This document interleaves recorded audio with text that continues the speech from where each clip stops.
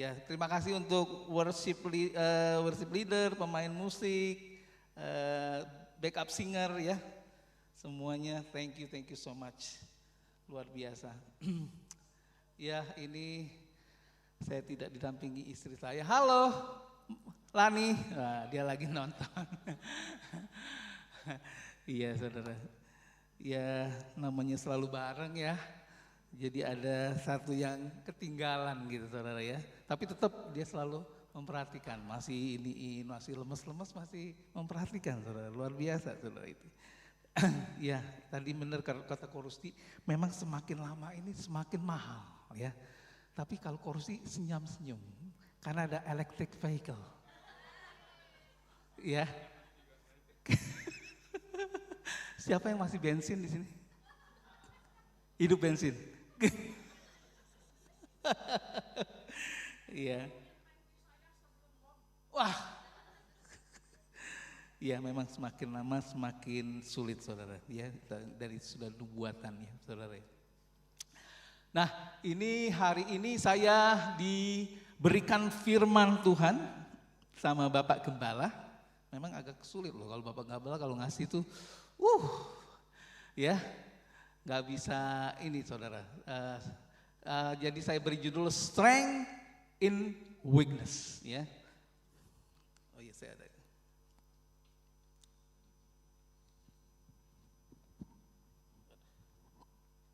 Oke saya nyalakan dulu saudara.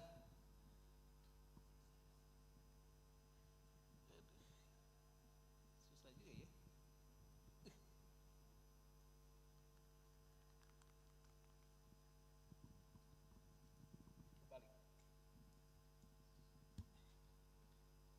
Oke. Thank you Somin. Ya, jadi saya beri judul Strength in Weakness. Saya dikasih firman Tuhan satu ayat di 2 Korintus 12 ayat 9. Kita baca sama-sama. 1, 2, 3. Tetapi jawab Tuhan kepadaku, cukuplah kasih karuniaku bagimu. Sebab justru dalam kelemahanlah kuasaku menjadi sempurna. Sebab itu terlebih suka aku bermegah atas kelemahanku, supaya kuasa Kristus turun menaungi aku. Ya, saudara ada sebuah kata di ayat ini menjadi kunci ya dan bagian ayat ini yaitu bermegah. Bermegah adalah sebuah sikap kita saudara yang mewarnai hidup manusia dari zaman dulu sampai zaman sekarang. Ya, kita manusia suka untuk bermegah. Bermegah atas kekayaan kita, bermegah atas kemampuan kita, bermegah atas kedudukan kita, jabatan kita, prestasi kita. Apa saja tujuannya sama, saudara. Yaitu supaya kita tidak dipandang rendah, tidak dipandang lemah, ya, tidak dipandang ya kita tidak mampu gitu, saudara. Diakui oleh orang banyak. Itu, ya. Memang kita dari kecil kan sudah ditanamkan oleh orang tua kita ya, dari kecil loh ya. Jangan nangis. Kamu tuh laki-laki masa nangis sih? Iya kan? Jangan nangis. Cengeng, gitu aja nggak bisa. Ayo dong. Begitu kan saudara? Dan lain-lain. Selalu, ayo kamu bisa. Misalkan gitu. Terlebih kalau kita melamar kerjaan saudara. Kalau di HRD, kalau interviewernya bilang, what's your weakness? What is your weakness? Apa sih kelemahannya? Kadang-kadang kan kita suka bohong ya. Iya kan?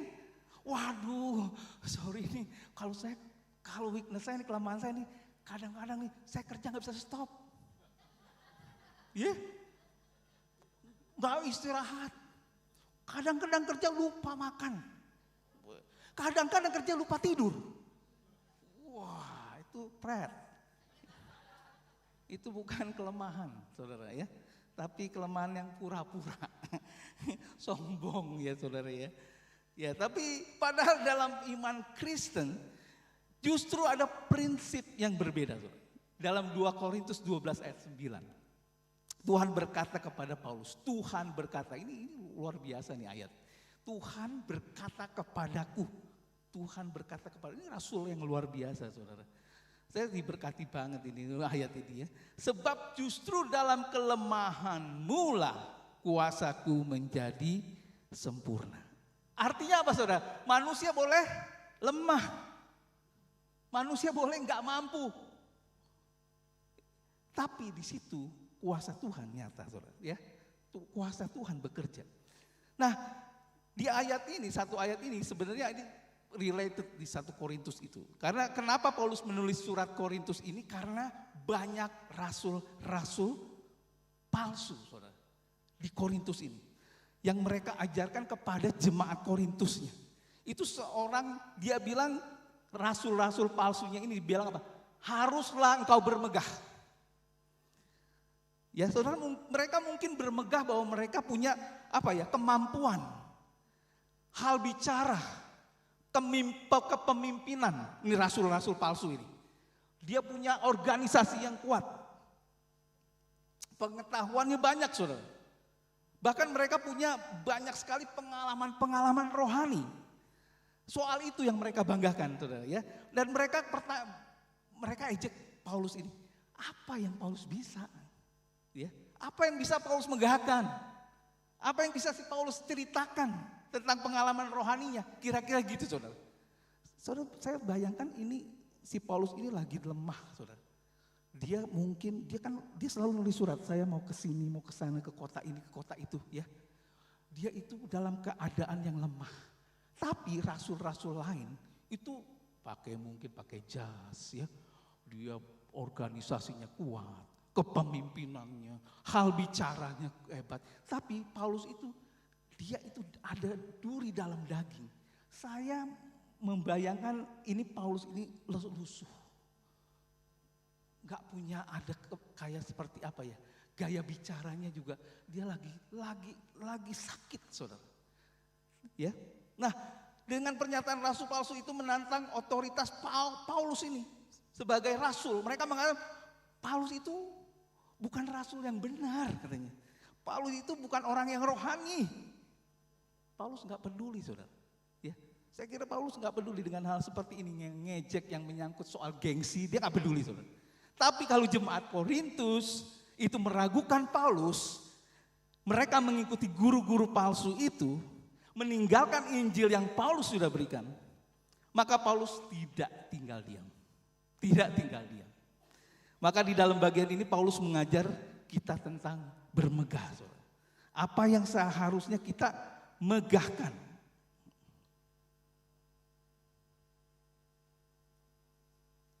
Apa yang seharusnya kita megahkan dan mengapa kita harus bermegah. Paulus mulai dengan kalimat yang sama saudara. Seperti yang diajarkan oleh rasul palsu itu. Dia berkata begini, aku harus bermegah. Ya, di dalam 2 Korintus 12 ayat 1, saya lupa ini. 12 ayat 1 itu, aku harus bermegah. Karena dia mulai dengan kalimat yang sama seperti rasul-rasul itu. Tetapi kemudian dia cepat-cepat saudara. Dia cepat-cepat menambahkan, sekalipun memang hal itu tidak ada faedahnya. Dia bilang. Dia menutup bagian itu di ayat 11. Saya ada nggak ya? Nggak ada. Ya nggak ada. Ya, sekalipun memang hal itu tidak ada faedahnya. Ya, sungguh aku telah menjadi bodoh, tetapi kamu yang memaksaku. Jadi jemaat yang memaksanya. Saudara, artinya apa yang memegahkan di dalam bagian ini? Dia sadar sebenarnya sama sekali tidak ada faedahnya. Dan dia hanya melakukan itu karena terpaksa saudara. Dia melakukan itu merasa bodoh. Kemudian kenapa dia melakukan ini? Tetapi karena dia terpaksa, dia harus bermegah. Apa yang terjadi sebenarnya? Ya, para rasul palsu di Korintus ini mungkin menceritakan berbagai pengalaman-pengalaman, penglihatan, berbagai pernyataan wahyu yang dia dapat, yang mereka terima secara supranatural, saudara. Ya, kita bisa bayangkan kalau orang berkata begini, ya, sore ini Tuhan berkata kepada saya, misalkan, ya saya nih, misal saya diberikan penglihatan, apa yang saudara pikirkan? Ya pasti kan mikirnya apa? Apa benar? Ya, apa benar? Dengan kritis, pasti saudara pikir dengan kritis. Apa benar itu kamu bisa misalkan naik ke surga? Ada apa bisa benar dia bisa melihat penglihatan? Dengan cara apa Tuhan bicara? Kan kita bertanya ya saudara ya. Dan jarang saudara yang kemudian sadar bahwa tidak semua yang supranatural itu berasal dari Tuhan. Ya, ada yang juga berasal dari setan saudara. Mereka yang sering mengatakan Tuhan bicara kepada saya loh. Wah, mengatakan melihat sesuatu dari Tuhan. Sering kali orang-orang ini kemudian dianggap orang-orang rohani. Nah, itulah yang terjadi pada guru-guru palsu di Korintus. Benar kan? Ada kan sekalian? Begitu kan? Ada. Dan mereka mungkin bertanya pengalaman rohani apa yang Paulus punya. Dia ejek begitu saudara. Paulus punya pengalaman dulu waktu Yesus yang menampakkan diri kepadanya kan. Dan kemudian dia bertobat. Tapi setelah peristiwa itu, apa lagi? Gak ada lagi saudara. Kira-kira mungkin begitu tuduhan si rasul-rasul palsu ini. Ya, kisah para rasul sebenarnya mencatat, kalau kita baca kisah para rasul itu banyak sekali mencatat beberapa kali Paulus mengalami pengalaman supranatural yang luar biasa. Penglihatan dari Tuhan. Dia ada di situ, dia tulis. Dia menerima wahyu. Malaikat mendatangi dia berkali-kali saudara. Itu dia mengalami. Tetapi tidak pernah satu kali pun Paulus menulis hal-hal itu di dalam surat-suratnya. Karena dia merasa gak ada faedahnya. Gak ada. Maka di dalam bagian ini seakan-akan berkata begini. Oke, kalau kalian mau bermegah, aku akan bermegah juga. Walaupun tidak ada gunanya. Dan bodoh. Ya, tapi kalian memaksaku katanya gitu ya. Apa yang Paulus sampaikan bahwa dia pernah diangkat ke tingkat ketiga loh saudara. Ke tingkat ketiga. Ya. Ke tingkat ketiga. Istilah ini saudara berasal dari apa? Konsep orang Yahudi. Ke tingkat ketiga itu adalah di mana Allah ya, di kehadiran Allah, tempat kehadiran Allah di situ saudara. Dan Paulus dibawa ke sana. Ya, sebuah pengalaman yang sangat luar biasa. Ini rasul yang luar biasa saudara. Ya, rasul yang luar biasa, Rasul Paulus ini. Tapi perhatikan cara-cara Paulus nyeritain pengalamannya itu. Paulus berkata begini, entah di dalam tubuh aku tidak tahu, di luar tubuh aku juga tidak tahu. Artinya apa? Saudara, Paulus tidak tahu apakah dia itu dibawa ke dalam roh atau badannya saudara, ke surga. Ya, atau rohnya yang ke sana. Sangat mungkin saudara para rasul palsu ini di Korintus menceritakan pengalaman-pengalamannya. Rohani mereka dengan detail. Tapi bagi Paulus itu tidak penting. Ya, bagi Allah itu hanya Allah yang mengetahuinya. Dan di 2 Korintus 12 ayat 4 dia diangkat ke Firdaus dan ia mendengarkan kata-kata yang tak terkatakan, yang tidak boleh diucapkan manusia. Dia diangkat di Firdaus saudara. Dia sana dikatakan dia mendengar kata-kata yang tak terkatakan, yang tak boleh diucapkan loh saudara, oleh manusia. Saudara, di satu sisi dia mendengar sesuatu yang tidak mampu dia ceritakan, gak mampu dia katakan saudara. Ini sama seperti kalau begini saudara, kalau Anda ceritain masalah soal listrik internet kepada orang pedalaman di hutan, ya di hutan, itu electric car, e-bike, komputer, mereka nggak mampu, nggak nangkep, ya nggak nangkep gitu loh saudara. Nah itu saudara, makanya Paulus ini bilang nggak penting. Di pedaya itu cerita, contohnya itu kita cerita dengan orang pedalaman. Saudara setengah mati pun cerita nggak bakal nangkep saudara. Nah, maka bayangkan saudara bagaimana kalau kita menceritakan surga. Sebabnya surga di dalam Alkitab para nabi itu hanya bercerita sebagai gambaran, ya, seumpama gitu ya. Karena tidak bisa mereka katakan saudara. Di sini, di sisi lain Paulus berkata, bukan saja dia tidak mampu ceritakan, tetapi juga tidak boleh diucapkan oleh manusia. Artinya apa yang dia dengar di sana tidak boleh diceritakan oleh dia. Maka saudara hanya sebatas ini menceritakan saja. Ya, makanya ada yang orang bolak-balik surga. Ingat gak? Kayak naik angkot. Baru kemarin tuh pulang dari surga, wis, iya tamannya bagus sekali. Ya, tamannya bagus sekali. Baru mau diajak ngopi sama Tuhan katanya. Tapi keburu balik. Ya, gitu ada yang seperti itu saudara ya. Tapi makanya di sini Paulus menceritakan tidak ada faedahnya. 2 Korintus 12 ayat 2. Aku tahu tentang seorang Kristen yang 14 tahun yang lalu, apakah ia berada di dalam tubuh, aku tidak tahu, atau di luar tubuh, aku tidak tahu. Allah yang mengetahuinya. Ia tiba-tiba diangkat sampai ke tingkat surga yang ketiga. Dan yang terakhir saudara, Paulus ini menceritakan pengalamannya rohaninya diangkat ke surga itu dengan sangat rendah hati. Dia gak bercerita loh.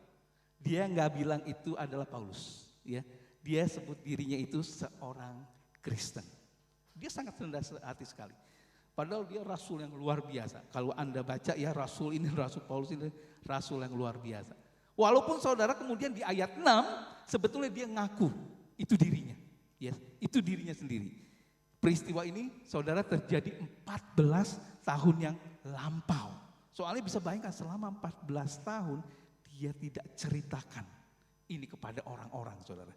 Dan kalau saja tidak ada masalah di Korintus dengan rasul-rasul palsu ini, dia itu nggak pernah ceritakan semua ini, ya. Dan kita tidak akan pernah tahu sama sekali apa yang dialami Paulus. Alasan mengapa dia menceritakan ini, selain tidak ada faedahnya bagi dia, yang di ayat 6, surat Paulus berkata, dia khawatir orang menghitungkan kepadanya lebih tinggi daripada yang mereka lihat atau dengar. Jadi dia gak mau saudara. Nanti dia cerita, Paulus khawatir orang memandang dia bukan fokus kepada Kristus. Akhirnya dia dipuja, mengambil kemuliaan Kristus. Nah, sikap yang sangat luar biasa saudara. Bandingkan saudara kisah pengalaman rohani Paulus ini dan cara dia menceritakannya. Bandingkan ini dengan cara yang oleh beberapa hamba Tuhan, bahkan kesaksian-kesaksian orang keluar masuk surga, itu kan lain saudara.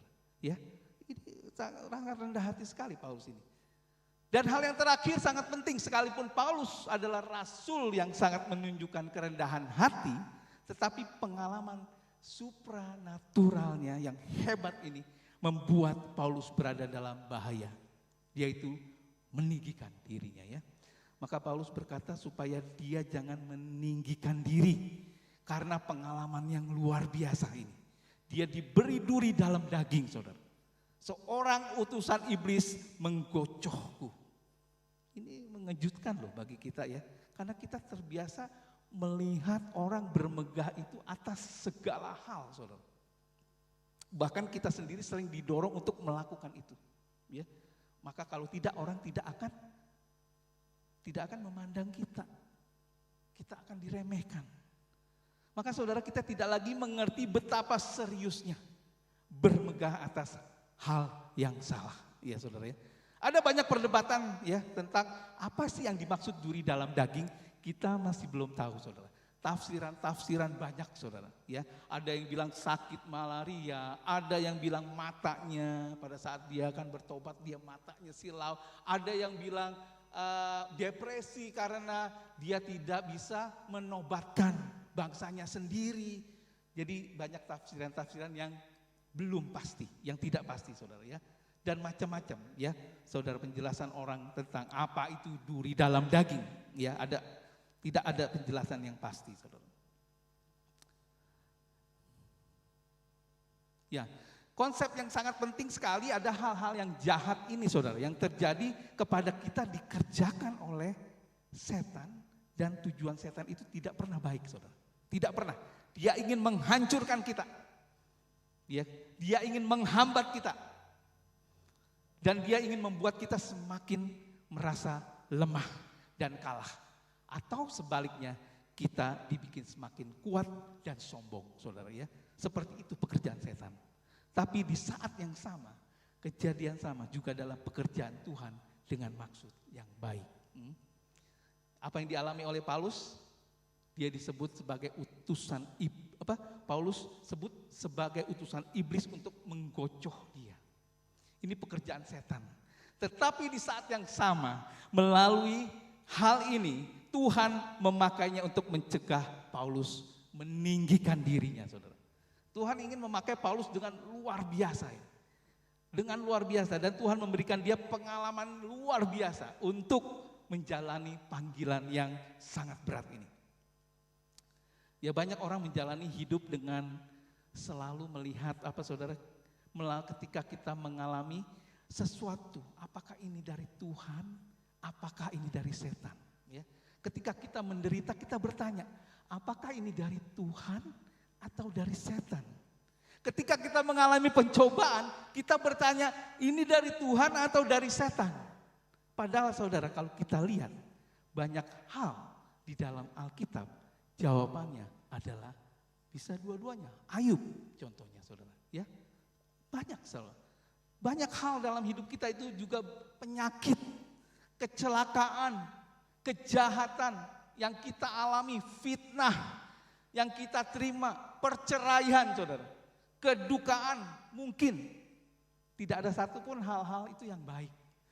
Dan di dalam semua hal yang tidak baik selalu ada kuasa kegelapan yang bekerja, menarik kita menjauh dari Tuhan, saudara. Ya. Allah akan menghancurkan semua itu nanti di akhir zaman. Ya, sebentar lagi, saudara, ya. Sebentar lagi. Tapi hari ini pun tidak ada satupun dari hal-hal yang jahat itu yang Tuhan tidak bisa bekerja melaluinya untuk mendatangkan kebaikan bagi orang yang mengasihi Dia, saudara. Amin, saudara. Amin. Dan kebaikan yang Allah datangkan tidak selalu berarti kita keluar dari masalah. Kagak, saudara. Tidak. Paulus tidak keluar dari masalah. Duri dalam dagingnya itu, saudara. Tapi mendatangkan kebaikan bagi Paulus dengan mencegah dia untuk tidak terlihat sombong. Ya. Paulus bukan orang yang senang penderitaan. Tuhan tolong dong kasih lagi penderitaan. Bukan begitu, saudara. Kita juga bukan begitu. Ya Tuhan tolong dong, ini kurang nih Tuhan. Lagi dong. Bukan. Ya. Dia itu orang normal. Ya, kita juga orang normal. Kita nggak senang, saudara, penderitaan. Termasuk dia. Sampai 3 kali loh, saudara. Dia sampai 3 kali memohon sama Tuhan. Ya, supaya utusan iblis itu mundur daripadanya. Dan jawaban Tuhan apa? Ya, cukup. Tidak. Kalau ke Korusdi tolong dong, penyakit saya di Korusdi. Coba jawaban Korusdi, cukup.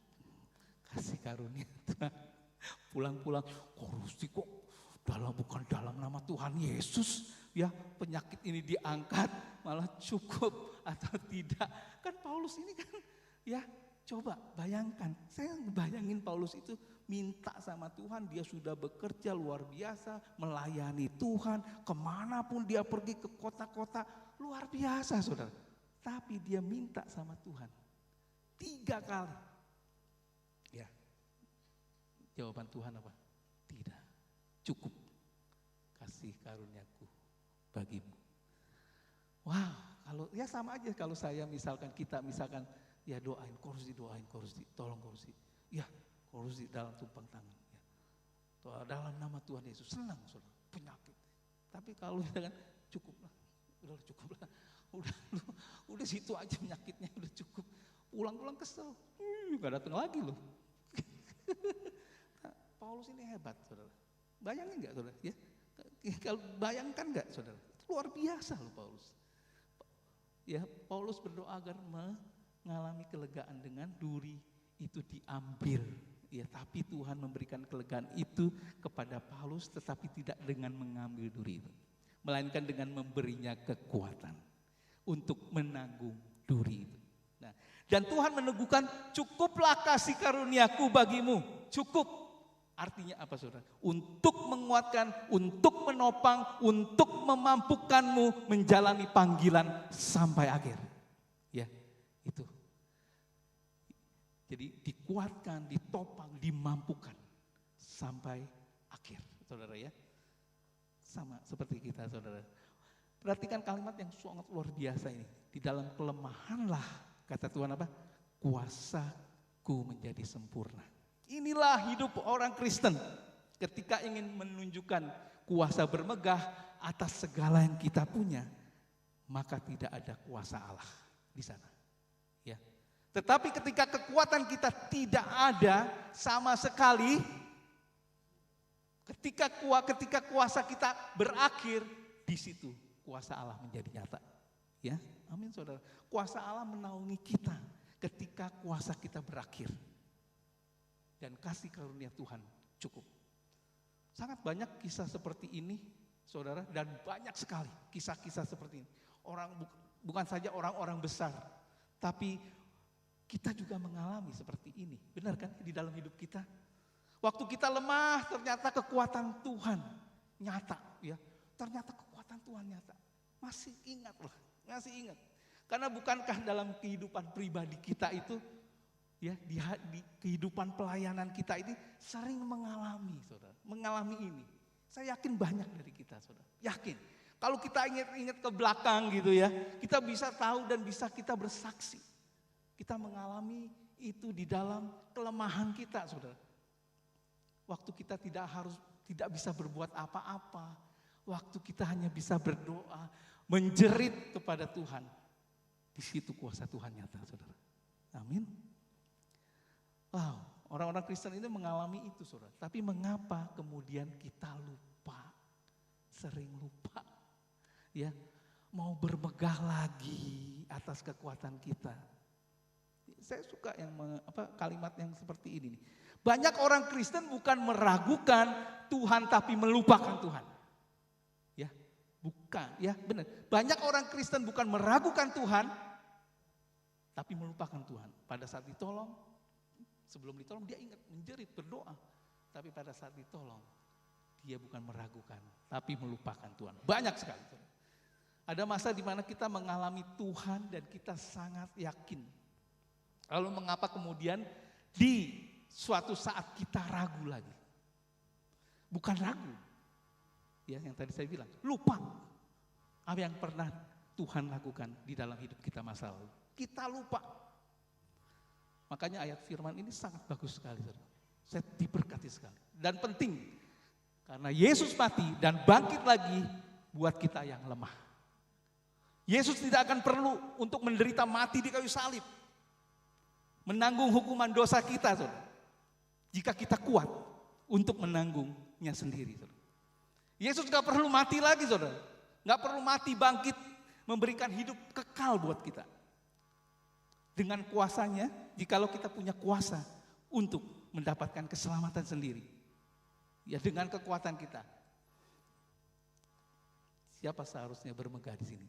Ya di situ Paulus, dia bilang bermegah atas kelemahannya. Karena waktu itulah dia mengalami kuasa Kristus. Di dalam surat Galatia berkata, aku berkali-kali tidak mau bermegah selain di dalam salib Tuhan kita Yesus Kristus. Ya, kita harus bermegah tapi bukan atas kekuatan kita, saudara. Ya bukan, bukan kemampuan kita, bukan atas kuasa kita, tapi di atas salib Tuhan Yesus Kristus, saudara. Nah di ayat 10, di ayat 10-nya itu, di ayat 10-nya itu, saya nggak tulis, menyebutkan ada 4 kata menggambarkan kelemahan yang dia maksudkan itu. Dia menyebutkan siksaan, penghinaan, kesukaran, penganiayaan, kesesakan. Dia berkata dia suka bermegah atas hal-hal ini. Karena waktu itulah kuasa Tuhan dinyatakan. Ya. Kita mengalami hal-hal itu juga sudah di dalam kehidupan kita, saudara. Saya percaya itu. Kita juga mengalami ketakutan, ya, akan banyak hal yang kita takutkan, saudara.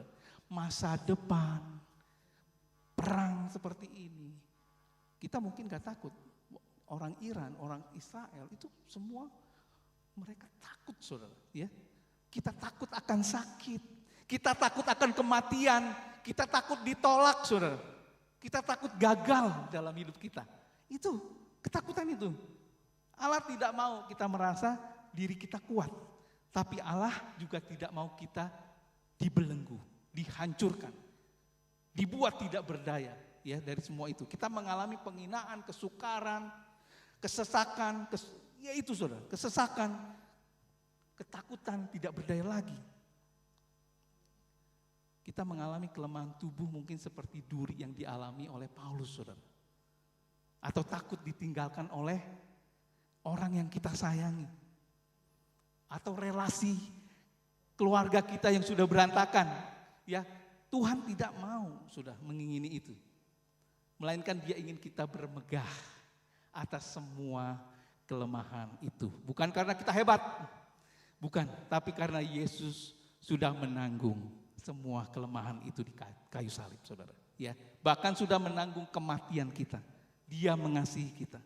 Maka Yesus akan berkata begini, kepada kita bermegahlah pada waktu lemah. Bermegahlah pada kuasamu berakhir. Karena aku sudah menanggung semuanya. Dan kuasaku akan turun menaungi kamu. Ya, maka apa lagi yang kita cari saudara ya. Dan saya mau cerita tentang seorang Nick, semua orang kenal ya. Dia lahir tidak punya tangan, tidak mempunyai kaki, dan dia ini mau bunuh diri sebelum dia bertobat, sebelum dia mengenal Tuhan. Dia mau membunuh diri, mau mencemplungkan ke bak, dan dia sebelum bertobat dia bertanya, Tuhan kenapa kau melahirkan saya seperti ini? Ya, kenapa saudara? Dia bertanya-tanya pada saat dia bertobat, bertemu dengan Yesus, dia katakan seperti ini.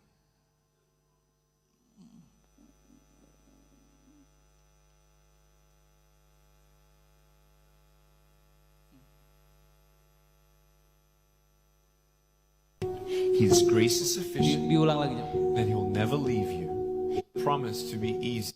Life is never promised to be easy.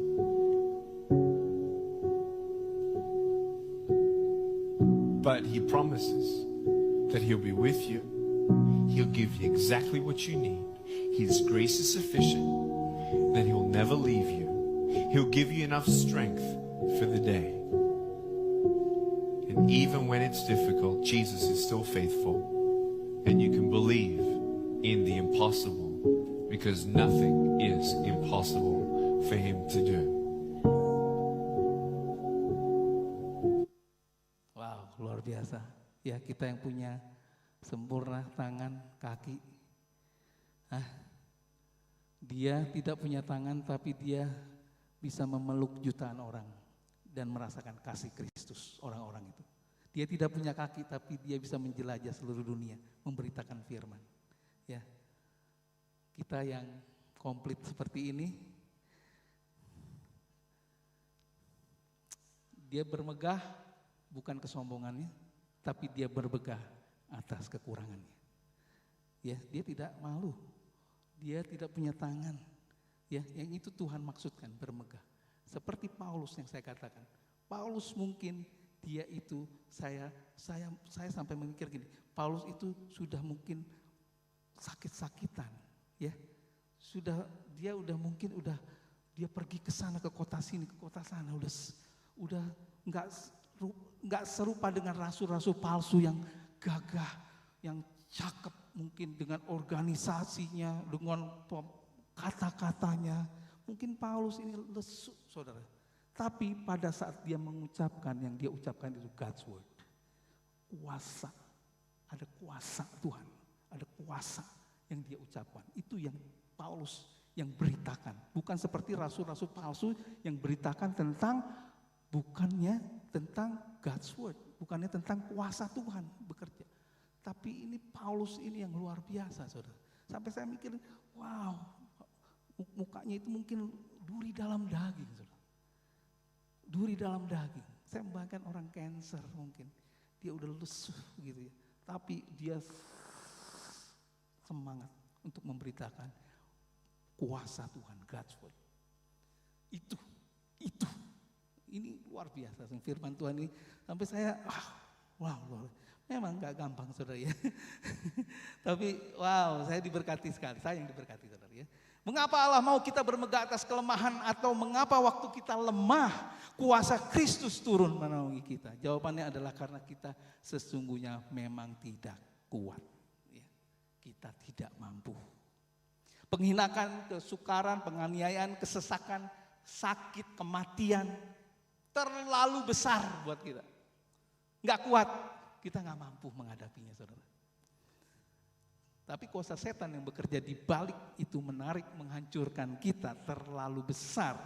Itu kita tidak kuat, saudara. Nggak kuat sebagai manusia, sestrong apapun. Bukan Superman. Sesekuat apapun, saudara. Tidak kuat. Tapi Kristus yang sudah mengalahkan semuanya di kayu salib. Dan akan sepenuhnya menghapuskannya pada waktu dia datang kembali nanti, saudara. Maka kalau kita merasa kuat, kita menghadapi dengan kekuatan sendiri, justru kita akan hancur total. Karena kita memang sesungguhnya tidak kuat menghadapi itu. Tapi pada waktu kita mengaku kita lemah dan kita berseru, Tuhan, aku lemah, ambil alih Tuhan. Justru kuasa Kristus yang turun menaungi kita. Amin.